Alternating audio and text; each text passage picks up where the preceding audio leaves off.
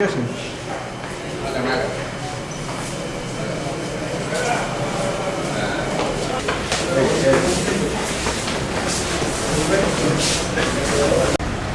আপনি এই পাশ দিয়ে আসেন ভাই, ওই পাশ দিয়ে।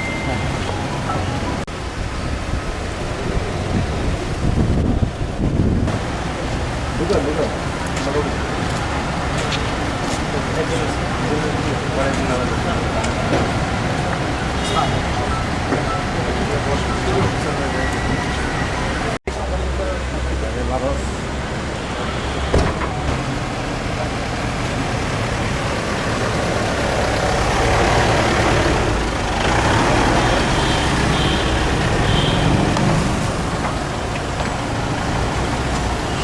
হত্যা করার পর সে পালিয়ে যায়।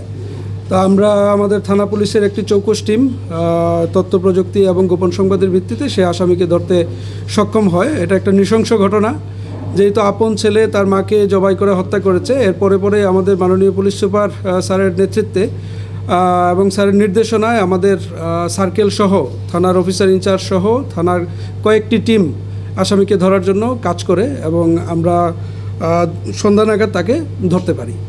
ছেলে রাসেল সে তার মা বাবাকে কয়েকদিন ধরেই, গত কয়েক মাস ধরেই আমরা জানি বিভিন্নভাবে ডিস্টার্ব করে আসছিল। বলতে সে বিয়ে করতে চাচ্ছিল, কিন্তু তার মা বাবা এখনই তাকে বিয়ের দিতে চাচ্ছিল না। এই কারণেই মা বাবার সাথে একটু পারিবারিকভাবে তার দূরত্ব তৈরি হচ্ছিল এবং এর পূর্বেও সে বহুবার তার মা এবং বাবাকে বিভিন্ন ধরনের হুমকি দিয়ে আসছিল।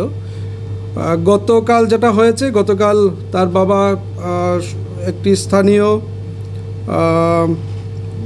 একটি মাদ্রাসার বাবুর্চি হিসেবে কাজ করেন। সেইখানে সকালবেলা চলে যায়, মা বাসায় ছিল এবং ছেলে ছিল বাসায়। সে দুপুরের দিকে তার বাবাকে ফোন করে জানায় যে মা রক্তাক্ত অবস্থায়, গলা কাটা অবস্থায় বাসায় পড়ে আছে এবং এর পরপরই সে ফোন সুইচ অফ করে সে পালিয়ে যায়।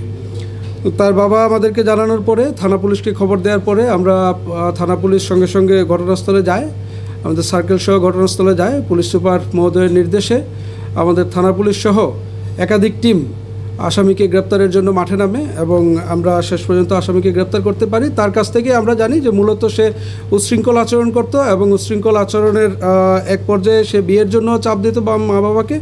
যেহেতু ওই দিন তার মা একা বাসায় ছিল এবং এটা নিয়ে কথা কাটাকাটি হয়েছিল, তখন যে ধান কাটার যে কাঁচি আছে সেই কাঁচি দিয়ে এক পর্যায়ে সে তার মায়ের গলায় বসিয়ে দেয় এবং মায়ের মৃত্যু নিশ্চিত করে তারপরে তার বাবাকে ফোন দিয়ে সে পালিয়ে যায়। প্রেমজনিত কোনো ঘটনা ছিল না। আমরা যতদূর এখন পর্যন্ত তাকে জিজ্ঞাসাবাদে আমরা জানতে পেরেছি, মূলত এটাই ছিল তার মূল কারণ। সে বিয়ে করতে চাচ্ছিল, কিন্তু নির্দিষ্ট কোনো জায়গা বা নির্দিষ্ট কোনো প্রেমজনিত কারণের সন্ধান আমরা পাই নাই। তবে তার যে ছুরি দিয়ে সে হত্যা করেছে, যে কাঁচিটি দিয়ে হত্যা করেছে, সেই কাঁচিটি আমরা উদ্ধার করতে পেরেছি। পাশাপাশি তার রক্তমাখা যে কাপড় চোপড়গুলো ছিল সেগুলো আমরা উদ্ধার করতে পেরেছি। তার মা সম্ভবত ঘুমিয়েছিলেন, ঘুমের মধ্যেই তার গলায় আমরা যেভাবে গিয়ে পেয়েছি মশারি টানানো ছিল, মশারির ভিতরেই তার মা শোয়া অবস্থায় ছিল এবং সেখানেই তার গলা কাটা ছিল। আমরা তাকে, আমাদের তো একাধিক টিম কাজ করছিল তাকে ধরার জন্য। আমাদের থানা পুলিশের পাশাপাশি থানাতেও 2টা টিম করে দেওয়া হয়েছিল। আমাদের সাব ইন্সপেক্টর ইসমাইলের নেতৃত্বে একটি টিম তাকে তথ্য প্রযুক্তির মাধ্যমে প্রথমে তার অবস্থান আমরা শনাক্ত করি। অবস্থান শনাক্ত শেষে সেই জায়গায় আমরা আমাদের পুলিশ সদস্য যারা আছে তারা অভিযান পরিচালনা করে তাকে সেখান থেকে গ্রেপ্তার করতে সক্ষম হয়। শেষটা আপুরেই ছিল।